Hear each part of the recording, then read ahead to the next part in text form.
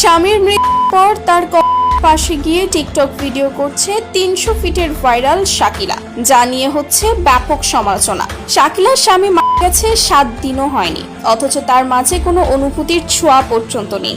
আর এখন সে নিয়মিত TikTok video করছে, তাও আবার সাদা জামা পরে, তার উপর ফিল্টার করে তৈরি করছে টিকটক।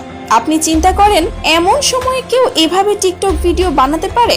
শাকিলাকে নিয়ে এমনই নানা মন্তব্য করছে নেটিজেনরা। কিছুদিন আগে শাকিলার স্বামীর রহস্যজনক হয়, এতে পুরো বাড়িতে শোকের ছায়া নেমে আসলেও আসেনি শুধু শাকিলার মনে। শাকিলার ননদ দাবি করে শাকিলা তার প্রেমিকের জন্য ফেলেছে তার নিজের স্বামীকে, যদিও তার স্বামীর মৃত্যুর সাথে তার কোনো সম্পর্ক পাওয়া যায়নি। অথচ স্বামীর মৃত্যুর পরপরই বেশ সরব হয়েছে টিকটকে। শাকিলার একটি মেয়েও নাকি আছে। এত অল্প বয়সী বাবা হারিয়েছে মেয়েটি, কি বলবো। কোথায় মেয়েকে সান্ত্বনা দিবে তা না করে মেয়েকে সাথে নিয়ে টিকটকে মেতেছে শাকিলা। এবং মজার ব্যাপার হলো টিকটক ভিডিও বানিয়ে সেই ভিডিওতে স্বামীর জন্য ন্যাকা কান্না করে। একটা সময় শাকিলা সবার কাছেই ভালো ছিল, যখন 300 ফিটে তার হাঁসের মাংস খাওয়ার জন্য দূর দূরান্ত থেকে মানুষ ছুটে আসতো। 300 ফিট মানেই হাঁসের মাংস, ওখানে সবাই শাকিলার রান্না করা হাঁসের মাংস খেতে যেত। এভাবেই সে ভাইরাল হয় 300 ফিট শাকিলা নামে।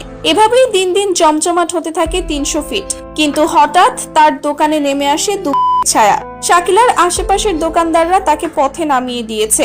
তখন থেকে একের পর এক তার পেছনে লেগেই আছে।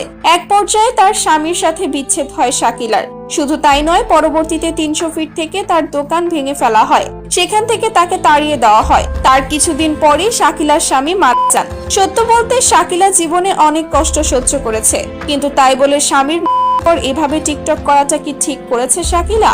অবশ্যই জানাবেন ভিডিওর কমেন্ট বক্সে। সেই সাথে পেজটি ফলো করতে ভুলবেন না। ধন্যবাদ।